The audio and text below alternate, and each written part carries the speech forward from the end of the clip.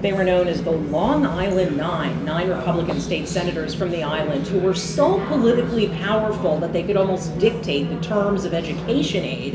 And in fact, they did during budget negotiations with Eliot Spitzer. But with New York becoming a bluer and bluer state, the Long Island Nine is shrinking. And now their leader, State Senate Minority Leader Dean Skelos, is being challenged on his home turf, the 9th Senate District, and the challenger is Democrat George Sava of Woodmere, who's here with us today in the Capitol Pressroom. Great to see you. Thank you very much. Glad to be here. So why did you decide, I'm sure everybody asks you this, but you're taking on the best funded, best known Republican in the whole chamber. Absolutely. What are you doing? Like many people in Nassau County, I'm getting completely priced out of Nassau County.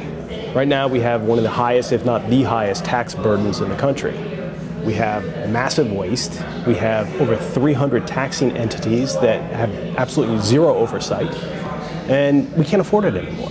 Now, Dean Skelos, over the past 26 years, over a quarter century, has raised taxes over 400 times, has doubled spending in the state, has voted to double spending in the state, and has done nothing to actually help those of us in Nassau County. He has pushed a property tax cap even before the Democrats did this year. The GOP and the Senate were pushing a property tax cap. And while spending and taxes have both gone up under both parties, what makes you think that one more Dem or one fewer Repub would be able to hold down taxes in Nassau County? Well, let's talk about the property tax cap. All right. What good is a cap on taxes if you can't afford the taxes that you have to pay already? Here Long Island taxes are bad. They are bad. Now, I'm a litigator, so that means I'm in court almost every day. And what do I see in court every day are young families with young children who are not represented by counsel because they can't afford it, that are being foreclosed upon and kicked out of their homes. There's no one to help them. Jobs are a problem because the property taxes are so high, jobs aren't coming in, young families aren't coming in, and the young families that are there are being kicked out because they're being foreclosed upon because they can't afford the taxes. So while this is going on, you have judges who are trying to manipulate and work the system so these people can stay in their homes, and that's their only hope. So unless we have real tax reduction in Nassau County, until we get property taxes under control and reduced, a cap is going to do nothing. So how do you propose that we do that? Because you were here with Harry Wilson. There is this promise that New York State has made to, for example, teachers, the unions, and these teachers work very hard, and they are going to retire, and a lot of that is money that goes to boost up the property tax. So how do you cut it? Where do you go? Well, we have a number of problems in Nassau County. One, when you have over 300 taxing entities, we have water districts that get their water from other water districts. Can you explain that? Because I don't think that the people that are listening in, like, let's say Erie or Monroe or Onondaga County understand that Long Island is a special place. Oh, it is a special place. I mean, it's a wonderful place, and it's a wonderful place to raise your kids if you can afford it. But the problem is, no one can afford it anymore. Over 100 years ago, it was all farms, and then people started moving out and creating little enclaves. And the farms didn't want to participate in various, sanitation districts or anything like that. So what happened is, all these little dots started forming all over the map, and then you have sanitation districts, water districts, and all these various districts, and then finally you had over 300. Now I read where they originally tried to, or at one point tried to handle this in 1914 and see if they could try to deal with it somehow. Didn't go anywhere. So then 1960 tried to deal with it. Didn't go anywhere. So now we're stuck with the system. But the biggest problem here, heavy and burdensome, and it's expensive. It's extremely expensive, and there has been no oversight, and that's the biggest problem. They passed the Citizen Empowerment Act, which said that citizens can kind of get together, and if they want to try to consolidate special districts, they can do that. But the problem is, we need information to make the determination whether a special taxing district should stay, whether it should be consolidated, or whether it should just be gone altogether. But until there's actually oversight, until there's audits of these special taxing districts, the citizens aren't going to know what to do. So what about, the same thing could be said, I think, of the authorities. Okay, they're what Richard Brodsky calls, this secret sort of Soviet-style bureaucracy, and they created this oversight of the authorities.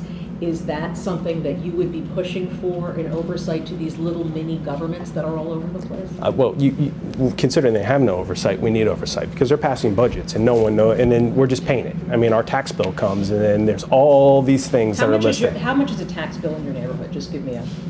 It goes anywhere from $10,000 to $20,000 just in my neighborhood a year in property taxes. Just to give people on the other side of the radio an idea here, while those taxes sound enormous to people in like Wyoming County, the difference between the amount of money someone in Wyoming County gets paid and what their home is valued is even greater.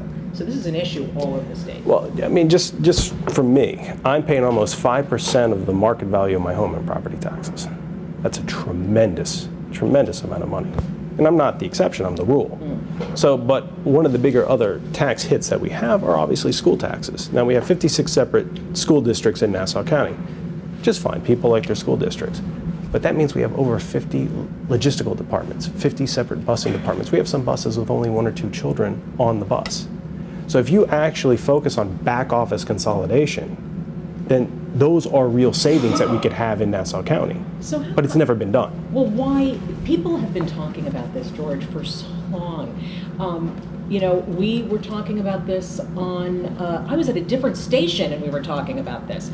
So what is standing between lip and cup? What's saying, but it are politicians like Dean Skelos. He should have been on top of this years ago. But it's that old sort of kick the can down the road politics. Yeah, we'll just push it off for another day. Let's just take it from the taxpayer. It's kind of like a leaky bucket. He refuses to fix the leak. He just keeps pouring more water into the bucket, that water being our tax dollars. But you know what? At some point you reach a breaking point, and that's what we've reached today. Can't kick it down. There is no more tomorrow. So, well. Let me ask you, I'm reading from yesterday's Massapequa paper. The good news is there will be no property tax increase for Nassau County residents this year. The bad news is that the county may have to continue borrowing in order to close a huge budget gap as part of fiscal 2011. County Executive Ed Mangano's budget promised a 0% increase in taxes, paid for by the elimination of 400 positions, consolidating departments and staff, and right-sizing county police. This is systemic of the failure that's been going on for a number of years. What ultimately is going to happen is taxes will increase, and we're going to pay it, and we're going to get less service. We're paying a premium for less service, and that's what's going on in Nassau County, and it's only going to get worse until we actually get into the weeds with regard to these taxing entities. Until we actually, like, for example, of those 56 separate school districts, that encompasses almost 17% of the schools in New York. But we don't get our fair share of state aid. So we hear every year around budget time. Well, true. But again, if you have that many students, we're not getting our fair share. That is coming out of, taxpayer dollars, which is further the burden. At the same time, you have this massive waste because you don't do simple things like back office consolidation. Yeah, which would benefit everybody. It would benefit everybody. We're talking to all of the different, not all, but some of the different challengers today, and we have George Sava here. He is from Woodmere, originally from Ohio. He's running against Dean Skelos, the minority leader, on Long Island in the 9th State Senate District. And when we come back, we're going to be talking to him. He seems like a nice person. Why does he want to work up here with, all the dysfunction junction? We'll be right back with George Sava.